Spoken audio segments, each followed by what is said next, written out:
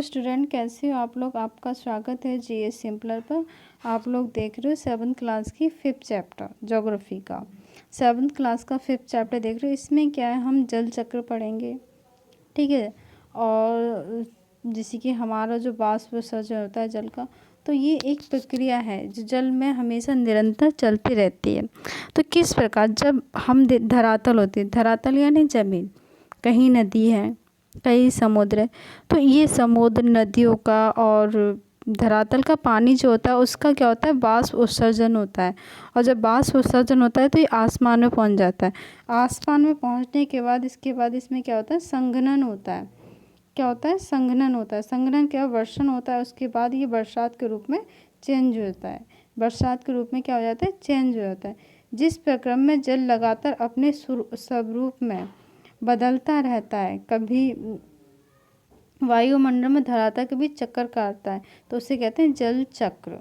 तो ये जल का एक चक्र है। कभी कभी हिमालय पर्वत होते हैं, वहाँ पे बर्फ़ के रूप में वो जमा होता है, और जब वहाँ पे गर्मी और हीट की मात्रा बढ़ती है तो वो क्या होता है, वो पिघलना स्टार्ट होता है। पिघलने के बाद वो नदियों का रूप धारण कर लेता है, नदियों के रूप में जो ज़मीन पे आता है। उसी के बाद क्या होता है, नदियों में क्या होता है, सूर्य की जब ज़्यादा गर्मी उष्मा होती है तो वो वाष्प उत्सर्जित होकर आसमान में पहुँच जाता है, और फिर हवाएं चलती हैं या पवने चलते हैं, उसके द्वारा ये क्या होता है, संघनन होता है। संघनन के ऊपर बाद ये वाष्प उत्सर्जन फिर इसके बाद ये बरसात के रूप में बाहर ज़मीन पे, समुद्रों में, नदियों में बरसात करते हैं। तो ये सारी चीज़ें निरंतर चलती रहती हैं। अब ये देखो थलशाला के बारे में देखो, आप थोड़ा सा देखो ये। तो इसमें क्या है, ये एक बड़े जार को लिए, ठीक है, उसको 1/4 भाग को क्या कर दिए, भर दीजिए जाल को अच्छी तरह से मिट्टी से, 1/4 भाग को। इसके बाद उसमें बीचों में जैसे कि पहले उसमें सबसे बड़े पौधे लगाएं।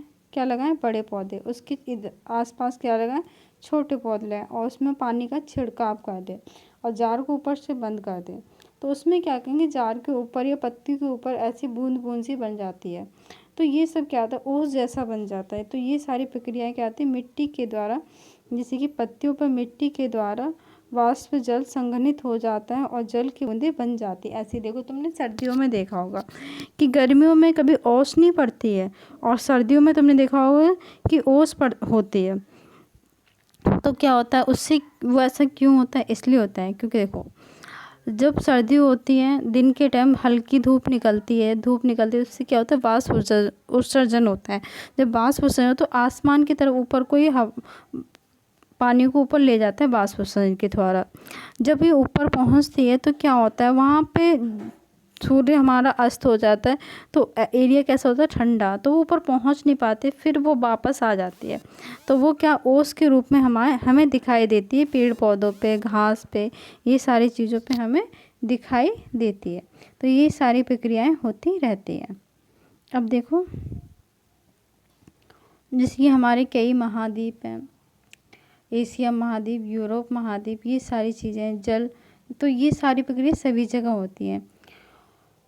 अब ये देखो, ये हम पढ़ेंगे थोड़ा सा लवणता, ठीक है। 100 ग्राम जल में मौजूद नमक की मात्रा होती है, महासागर की औसत लवणता 35 भाग प्रति ग्राम होती है। कितनी होती है, 35 ग्राम प्रति ग्राम होती है। मतलब कि 100 ग्राम जल में मौजूद नमक की मात्रा कितनी होती है, महासागर की औसत लवणता 35 प्रति ग्राम होती है। कितनी, 35 प्रति ग्राम होती है, ठीक है।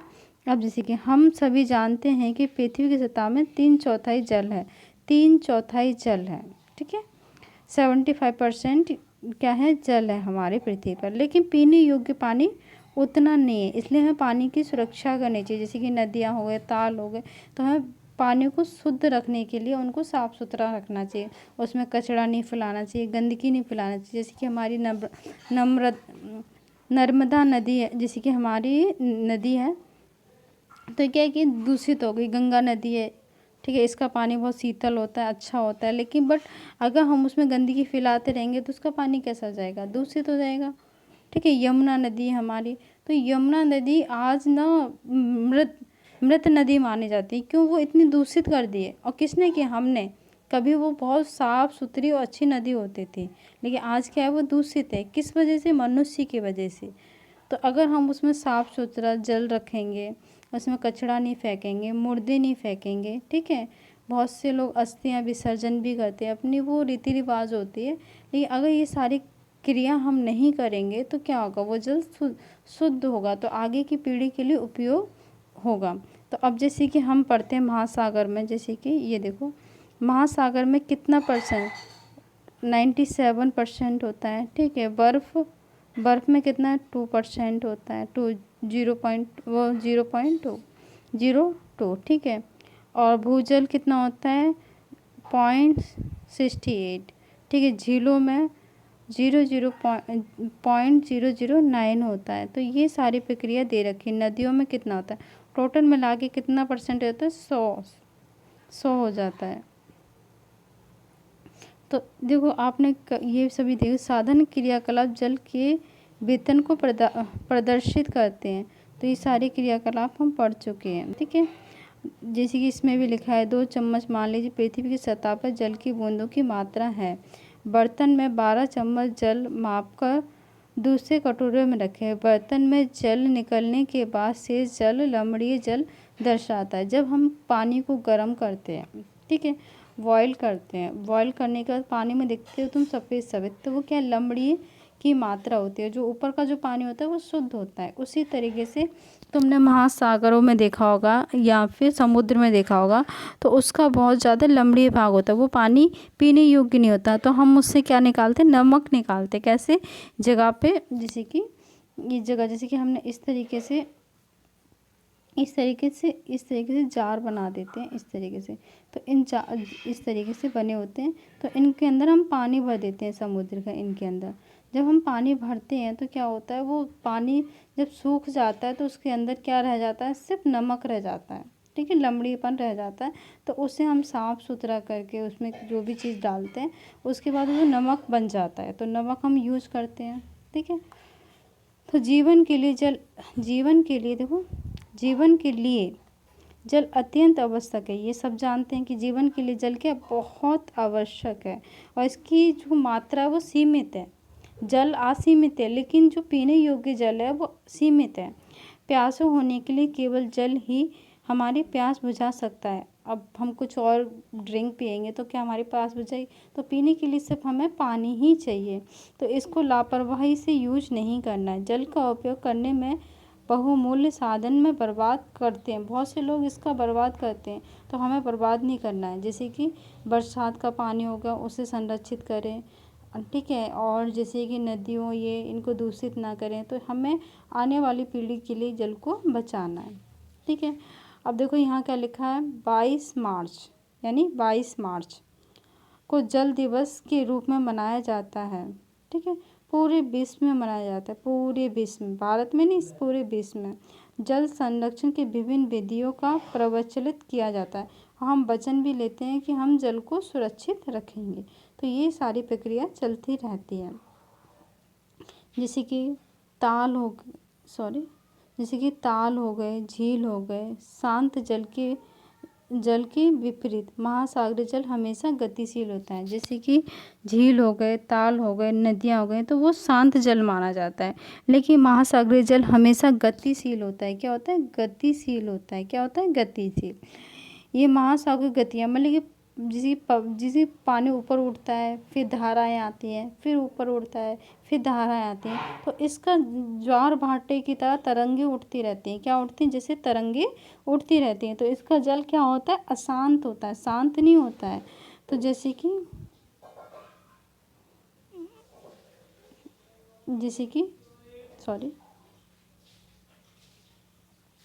कि समुद्र के तट में गेंद फेंके, मान लो समुद्र है, उसमें गेंद फेंक दी, जल गिर जाती है, तो क्या होता है, ये दृश्य बहुत मनोरंजन होता है कि जैसे तरंगे साथ गेंद को वापस लौट आती है। मतलब कि सागर, जैसे कि ये देखो, मान लो ये देखो तरंगे उठ रही हैं ये ऊपर को, तो इस तरीके से जल फिर बहेगा फिर से। तो मान लो ये तट है, तो यहाँ पे तुमने गेंद फेंकी तो तरंगे उठ के फिर गेंद वापस आ गई। तो ये सारी प्रक्रिया चलती रहती है। इसीलिए इसे कहते हैं शांत जल, ठीक है। यहाँ पे तरंगे उठती रहती है। ठीक है। जब समुद्र की सतह में पवन बहती है, जब समुद्र की सतह में पवन बहती हैं तो तरंगे क्या होती है, उत्पन्न होती हैं। क्या होती है, तरंगे उत्पत्ति। जितना तेज पवन बहती है उतनी बहती है तरंगे भी उतनी बड़ी मात्रा में उठती हैं। ठीक है, जितनी तेज हवा चलेगी समुद्र में उतनी तेज ही तरंगे चलेंगी। ठीक है। अब मैंने तुम्हें बताया था कि जो हमारी धरती होती है, ज़मीन होती है, उसके अंदर बाह्य जनित और आंत जनित बल होता है, तो ऐसे समुद्र के अंदर भी होता है। ठीक है। तो इसमें क्या था, तूफान में तेज वायु चलती है। ठीक है, तूफान में तेज वायु चलने से विशाल तरंगे उत्पन्न होती, इस कारण अतिंग विनाश हो जाता है। भूकंप, ज्वालामुखी उद्भव, नीचे भूस्खलन के कारण महासागरीय अत्यंत विस्थापित करके परिणाम स्वरूप 15 मीटर की ऊंचाई वाली विशाल ज्वलीय तरंगे उठ सकती हैं, जिसे सुनामी कहते हैं। जब 15% की ऊंचाई से तरंगे उठेंगी तो उसे क्या कहेंगे, सुनामी कहेंगे। तो मैंने तुम्हें अभी इससे पहले चैप्टर में बताया कि आंत जनित बल होता है। जब आंत जनित बल उठता है ना तो बहुत मात्रा में तरंगे उठती हैं। तो मैंने बताया था कि जैसे कि सेवन पे अगर हमारा भूकंप आता है तो कैसा होता है, बहुत विनाशकारी होता है। कैसा होता है, विनाशकारी। तो उसी प्रकार से इसमें क्या लिखा है, 700 किलोमीटर की घंटे से अधिक गति चलती है। तो 2004 में सुनामी भारत के तटीय क्षेत्र में अधिक विनाश हुआ था। जैसे अंडमान निकोबार द्वीप समूह में डूब गया, अंडमान निकोबार द्वीप क्या हो गया, पूरा डूब गया। जैसे कि अंडमान निकोबार द्वीप समूह जहाँ पे आदिवासी लोग रहते हैं, आपने सुना होगा कि वो बहुत खतरनाक होते हैं और वहाँ पे कोई जाता भी नहीं है। तो वो पूरा द्वीप क्या हो गया था, डूब गया था। तो सरकार, गवर्नमेंट ने सोचा कि ये लोग बहुत परेशान होंगे तो उनकी सुरक्षा के लिए कुछ सामान भिजवा रहे थे, लेकिन उन्होंने क्या किया कि उन लोगों पे ना हमला कर दिया। तो वहाँ पे गवर्नमेंट ने भी ना मना कर दिया, वहाँ पे कोई भी नहीं जा सकता। तो पूरा ये क्या हो गया, तबाह हो गया था।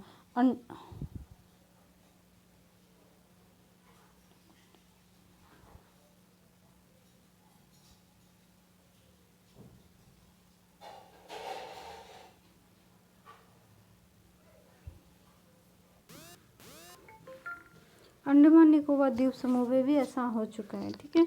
तो आगे क्या है, देखो थोड़ा थोड़ा बताऊंगी मैं। देखो 26 दिसंबर 2004 को हिंद महासागर में सुनामी तरंगे अथवा पोतच्छे तरंगे उत्पन्न अत्यधिक विनाश हुआ था। ठीक है, ये तरंगे भूकंप का परिणाम है। ये सारी तरंगे क्या है, भूकंप का परिणाम है। किसका परिणाम है, भूकंप का। ठीक है, जिनका अधिकेंद्र सुमात्रा की पश्चिमी सीमा पर था। ठीक है, भूकंप तीव्रता रिएक्टर पैमाने पर 9 पॉइंट में मापी गई। भारतीय प्लेट बर्मा प्लेट के नीचे धंस गई। तो जो भारतीय प्लेट है वो किस में धंस गई, बर्मा प्लेट में धंस गई। ठीक है, तो हमारी जो भारतीय न्यूज़पेपर का ही कटी हुई वो है। तो इसमें क्या है, समुद्र तल आकाशमार्ग गति उत्पन्न हुई और कारण भूकंप आया और महासागरीय तल लगभग 10 से 20 मीटर तक विस्थापित हो गया और नीचे की ओर झुक गया। और विस्थापन के कारण निर्मित अंतराल को भरने के लिए विशाल मात्रा में महासागरीय जल उस ओर बहने लगा। फलस्वरूप दक्षिणी और दक्षिणी पूर्वी एशिया समुद्र की तटों में हटने लगा। भारतीय प्लेट बर्मा प्लेट, भारत की जो भारतीय प्लेट बर्मा प्लेट के नीचे धंस गई। भारतीय प्लेट किसके नीचे धंस गई, बर्मा प्लेट के नीचे धंस गई। तो ये सारी क्या होता है, तरंगे, जब सुनामी की तरंगे उठती हैं तो ये सारी चीज़ें परिवर्तन देखने को हम मिलते हैं। तो भारत की तरंग किसके नीचे धंस गई, बर्मा प्लेट के अंदर धंस गई। ये सारी स्थिति उत्पन्न होती रहती है। ठीक है, पूर्वी तट में, ठीक है, पूर्वी तट में डूब गया। पूर्वी तट क्या हो गया, डूब गया। भूकंप के अधिकेंद्र में तरंगे सुमात्रा की तरफ अंडमान द्वीप समूह में श्रीलंका बढ़ी और तरंगे की लंबाई कम हो गई। जल गहराई में कम होने के साथ साथ इसकी गति 700 से 900 किमी घंटे से 70 किमी घंटे से हो गई और समुद्र की सुनामी की तरंगे 3 किलोमीटर की तरंग की गहराई तक गई, जिसके फलस्वरूप 10,000 से अधिक लोगों की क्या हो गई, मृत्यु हो गई। 10,000 लोगों की क्या हो गई, इस तरंगों से मृत्यु हुई। जब सुनामी आती है या भूकंप आते हैं तो मृत्यु हो जाती है। तो जो भूकंप का 7 पॉइंट ज़्यादा वेग माना जाता है, ऐसी तरंगों का होता है। ठीक है, तो जैसे कि तमिलनाडु, ठीक है, जैसे कि तमिलनाडु, केरल, ठीक है, अंडमान निकोबार द्वीप समूह, ये सर्वाधिक प्रभावित हुए। ये जैसे कि तमिलनाडु, केरल, अंडमान निकोबार, ठीक है, ये सारी चीज़ें ज़्यादा, ये सारे राज्य प्रभावित हुए।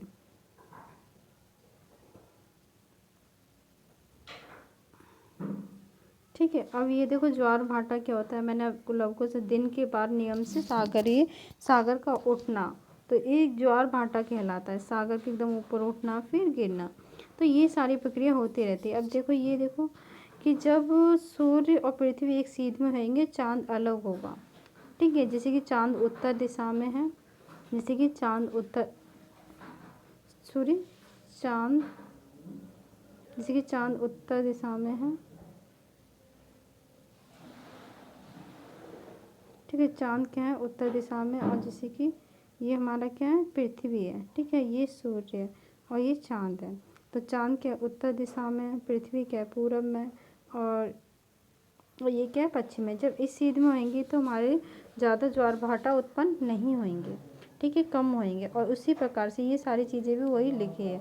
अब जैसे कि सूर्य है, ये पृथ्वी है, जब तीनों एक सीध में होंगे तो तेज ज्वार भाटा उत्पन्न होगा, बहुत तेज। जैसे कि ये देखो, दिख रहा है आपको, ये सारे बृहद ज्वार भाटा। तो इसमें यही चीज़ें लिखी हुई है। जैसे कि सूर्य चंद्रमा की गतिशीलता गुरुत्वाकर्षण के बल के कारण पृथ्वी की सतह पर, गुरुत्वाकर्षण बल के कारण क्या होता है, गुरुत्वाकर्षण बल के कारण क्या होता है, पृथ्वी की सतह पर ज्वार उत्पन्न होते हैं। क्या होते हैं, ज्वार भाटे उत्पन्न होते हैं। जब पृथ्वी का जल चंद्रमा से निकट आता है तो इस समय चंद्रमा के गुरुत्वाकर्षण बल से जल अभिकृतित होता है और जिसके कारण ज्वार उत्पन्न होते हैं। जब पृथ्वी के पास आता है तो सूर्य और पृथ्वी तीनों एक सीध में होती हैं, जब चांद भी एक सीध में होता है तो क्या उत्पन्न होते हैं, ज्वार भाटे। तो इसमें क्या होता है, समुद्र में हलचल उत्पन्न हो जाती है, मछली तट के क्षेत्र पे आ जाती है। मछलियाँ क्या है, तट के क्षेत्र में आ जाती है, तटीय क्षेत्रों में आ जाती है। तो इस सारी चीज़ों से हम पहचानते हैं। सागरीय धाराएं क्या होती हैं, सॉरी,